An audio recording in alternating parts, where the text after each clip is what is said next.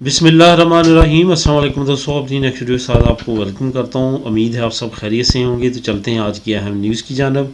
सबसे पहले हम बात करेंगे एक अहम पेशरफ्त की। कौन सी एक अहम पेशरफ्त है, कौन सी एक अच्छी खबर है जो आप लोगों के साथ शेयर करूँगा। उसके बाद दुनिया की सबसे खुशहाल मतलब कि सबसे ज़्यादा खुश रहने वाली कौम कौन सी है। नई लिस्ट जारी की है 10 ममालिक की, जिसकी जो अवाम है वो सबसे ज़्यादा खुश रहती है। इसमें मैं आपको बताता चलूँ, वेल्थ का कोई तल्लक नहीं है। सिर्फ़ और सिर्फ इस कैटेगरी में वो मालिक आते हैं जहाँ की कौम जो है वो ज़्यादा खुशी महसूस करती है, ज़्यादा खुश रहती है। इसके साथ साथ यूरोपीय यूनियन में कुछ नई अपडेट सामने आई हैं। जो यूरोपीय यूनियन ने एक नई लिस्ट जारी की है, उसमें स्पेन की इमिग्रेंट्स के लिहाज से काफ़ी ज़्यादा अहम बात की गई है, उस पर बात करेंगे। उसके बाद यूरोपियन सेटलमेंट स्कीम के बारे में भी एक अहम खबर है, उस पर बात करेंगे। सबसे पहले तो हम बात करते हैं कि एक अहम पेशरफ्त क्या है। जैसा कि आप जानते हैं कि ओमिक्रॉन जो वायरस है उसकी वजह से पूरी दुनिया में काफ़ी ज़्यादा खौफ व हरास पाया जाता है। यही वजह है कि अभी ताज़ा तरीन न्यूज़ के मुताबिक जर्मनी ने पाबंदी लगा दिया कि अगर किसी के पास वैक्सीन सर्टिफिकेट होगा तो वो जर्मनी में इंटर होगा, और जिसके पास वैक्सीन सर्टिफिकेट नहीं होगा वो जर्मनी में इंटर नहीं हो सकेगा। दूसरी तरफ WHO ने ओमिक्रॉन के बारे में एक अच्छी खबर ये दी है कि अब तक जितने भी केसेस सामने आए हैं ओमिक्रॉन के, उन मरीज़ों में से किसी की भी डेथ नहीं हुई। जिसके बाद वो मफरूज़े जो ये थे कि बहुत ही ज़्यादा ख़तरनाक है, बहुत ज़्यादा अफेक्ट करता है हमारी बॉडी पे, और बहुत जल्दी जो है क़ुव्वत मुदाफ़ियत इंसान की ख़त्म कर देता है। इसके बारे में तमाम मफरूज़े जो हैं वो दम तोड़ चुके हैं। बिलाशुबा ये एक नया वायरस है, लेकिन उस तरह से ख़तरनाक नहीं है जिस तरह से मीडिया में बताया जा रहा था। WHO ने कहा है कि अभी तक इस वायरस से कोई भी किसी तरह की हलाकत नहीं आई। दूसरी तरफ जो है साउथ अफ्रीका की जो वज़ीर सेहत हैं, उनका भी बयान सामने आया कि हमारे जो पास मरीज़ आ रहे हैं ओमिक्रॉन के, वो ठीक हो के अपने घरों में जा रहे हैं, और ज़्यादातर मरीज़ जो हैं वो उनको अस्पताल में दाखिल नहीं करवाया जाता और नहीं करवाने की ज़रूरत होती। दूसरी तरफ आपको ये भी बताता चलूँ कि नई अपडेट की जो इंटरनेशनल लेवल पे नया कानून आ रहा है वो ये है कि अगर आपको 8 महीने गुजर चुके हैं वैक्सीन लगवाए हुए, चाहे एक या दोनों, तो आपको दोबारा से 2022 में वैक्सीन लगवाना पड़ेगी।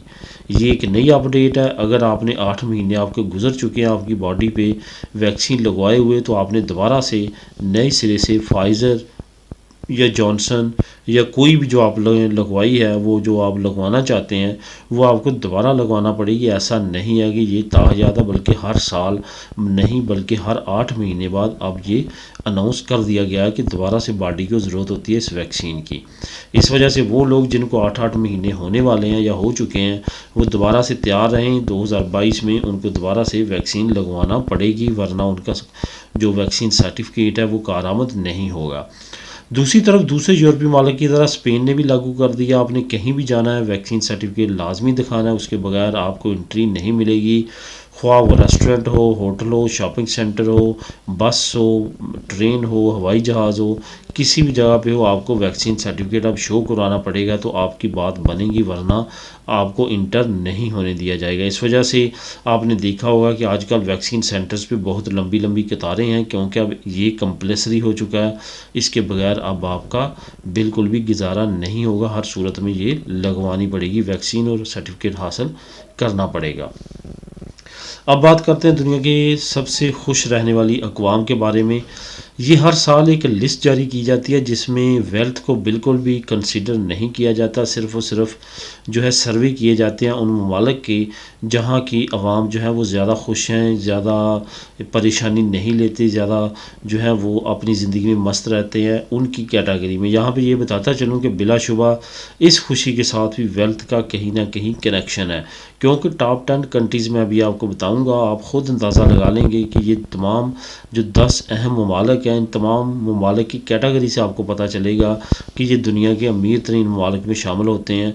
तो इट्स मीन की खुशी का तल्लक कहीं ना कहीं वेल्थ के साथ और सोशल सिक्योरिटी और सोशल लाइफ के साथ और सोशल जो बेनिफिट्स है उसके साथ जुड़ा हुआ है। सबसे पहले तो आपको बताता चलूँ कि दुनिया का नंबर 1 कैटेगरी में जो है वो डेनमार्क आया, जहाँ के लोग सबसे ज़्यादा जो है वो खुशी महसूस करने वाले, खुश रहने वाले हैं। उसके बाद दूसरे नंबर पे स्विट्ज़रलैंड आया है, तीसरे नंबर पे हॉलैंड, चौथे नंबर पे स्वीडन, और 5वें नंबर पे जर्मनी, 6ठे नंबर पे नॉर्वे। यानी कि पहली 6 पोजीशनें जो हैं यूरोपीय यूनियन के पास हैं, बाकी दूसरे मालिक के पास हैं। उसके बाद न्यूजीलैंड आता है, ऑस्ट्रिया आता है, कनाडा आता है, यूएसए आता है, ऑस्ट्रेलिया आता है। ये ममालिक जो हैं ये इस कैटेगरी में आते हैं जहाँ की आवाम सबसे ज़्यादा खुश रहने वाले हैं। यहाँ पे आपको बताता चलूँ कि जो एशियन ममालिक हैं, जो हमारे पाकिस्तान, इंडिया के, बांग्लादेश के हैं, इनके तकरीबन नंबर आखिर में आते हैं। ये इंडिया से काफ़ी बेहतर है पाकिस्तान की पोजीशन, लेकिन सारे तकरीबन 100 से ऊपर नंबर पे ही आते हैं। ये पहले 100 कैटेगरीज में नहीं आते। अब बात करते हैं इमिग्रेंट्स की। और स्पेन की यूरोपीय यूनियन ने एक अहम दादोशुमार जारी किया है। वो ममालिक जहाँ पे अभी काफ़ी ज़्यादा रिस्क है पॉपुलेशन का। आपको पता है कि कोरोना के बाद बहुत सारे ममालिक जो पहले ही माइनस में जा रहे थे वो मज़ीद नेगेटिव में जाना शुरू हो चुके हैं पॉपुलेशन के लिहाज से। वहाँ की पॉपुलेशन बहुत तेज़ी के साथ कम हो रही है, जिसकी वजह से वहाँ की हुकूमत नई नई पॉलिसीज़ लेके आ रही है, नए बच्चों के बेनिफिट्स लेके आ रही है, और काफ़ी ज़्यादा परेशानी का उनको सामना है कि वो ऐसी कवानीन लेके आएँ जिससे लोग बच्चे पैदा करने की तरफ राग़िब हों। कुछ ऐसी ही कैलकुलेशन जो है यूरोपीय यूनियन ने मुख्तलिफ ममालिक की दी है जिनको इंतहाई ख़तरा लाहक है, और उनकी पॉपुलेशन आने वाले 10 से 20 साल में बहुत ज़्यादा गिर सकती है, और उन नेशंस को काफ़ी ज़्यादा ख़तरा है। यहाँ पे यूरोपीय यूनियन ने एग्जांपल दी है स्पेन की। स्पेन की पॉपुलेशन अगर देखी जाए आज से तकरीबन 15 साल पहले, तो वो भी नेगेटिव में जा रही थी, और उसकी पॉपुलेशन जो है वो उसको ख़तरा था कि आने वाले वक्त में स्पेन जो पॉपुलेशन है वो इंतहाई कम हो जाएगी, जिसकी वजह से उनको ख़तरा था कि आने वाले 50 साल तक बूढ़ों की तादाद इतनी ज़्यादा होगी कि जो जवान काम कर रहे होंगे उनकी जो सहूलियत सोशल, उनके टैक्सेस होंगे, उनसे उनकी पेंशन भी पे नहीं की जा सकेगी। लेकिन अब यूरोपीय यूनियन ने जो नए दादोशुमार जारी किए हैं उसके मुताबिक उन्होंने कहा है कि स्पेन को इमिग्रेंट्स की वजह से जो है बहुत बड़ा सहारा मिला है, और एक तरह का स्पेन बच गया है। उस पॉपुलेशन को जो गिर रही थी वो पॉपुलेशन जो है आज से 2 साल पहले पॉजिटिव जाना शुरू हो चुकी है। यहाँ पे आपको बताता चलूँ कि स्पेन की जो पॉपुलेशन है वो हर साल 3 लाख के हिसाब से जो थी वो गिर रही थी। उसके बाद ये आहिस्ता आहिस्ता बढ़ना शुरू हुई है, जिसकी वजह से अब इंतहाई पॉजिटिव है, और अब पॉपुलेशन के लिहाज से स्पेन को किसी तरह का भी ख़तरा लाहक नहीं है, क्योंकि बहुत बड़ी तादाद में स्पेन ने गैर मुल्कियों की यहाँ पे रेजिडेंट दिया है, नेशनलिटी दी है, जिसकी वजह से अब स्पेन की पॉपुलेशन दोबारा पॉजिटिव होना शुरू हो चुकी है। और आज से 2 साल पहले पहली मरतबा ऐसा हुआ था 50 साल में कि स्पेन की पॉपुलेशन जो है वो पॉजिटिव जाना शुरू हुई थी। 2 साल के बाद अब तक स्पेन की जो पॉपुलेशन है वो पॉजिटिव जाना शुरू हो चुकी है। इसकी सबसे बड़ी वजह यूरोपीय यूनियन की तरफ से भी इमिग्रेंट्स को बताया गया है।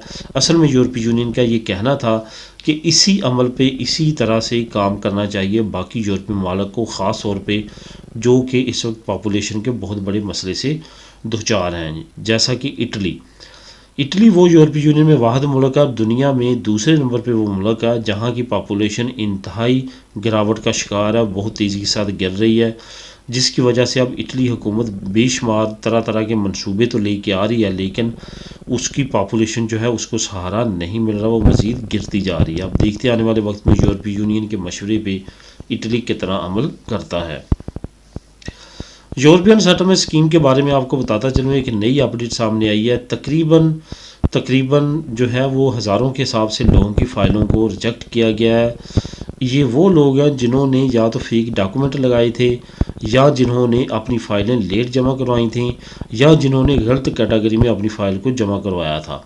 होम ऑफिस ने इनको रिजेक्ट किया है। इसका लिंक वैसे मैं आपको डिस्क्रिप्शन में दे दूंगा, आप ख़ुद भी इसको रीड कर सकेंगे। इसमें बड़ी वजूहात जो है वो अभी तक वाज़े तो नहीं हुई, लेकिन होम ऑफिस की तरफ से ये दादोशुमार सामने आया है, तो इट्स मीन कि होम ऑफिस ने बहुत तेज़ी के साथ काम शुरू कर दिया, और आने करीब आप देखेंगे कि इंशाअल्लाह ताला बहुत तेज़ी के साथ फ़ाइलें निपटना शुरू हो जाएंगी।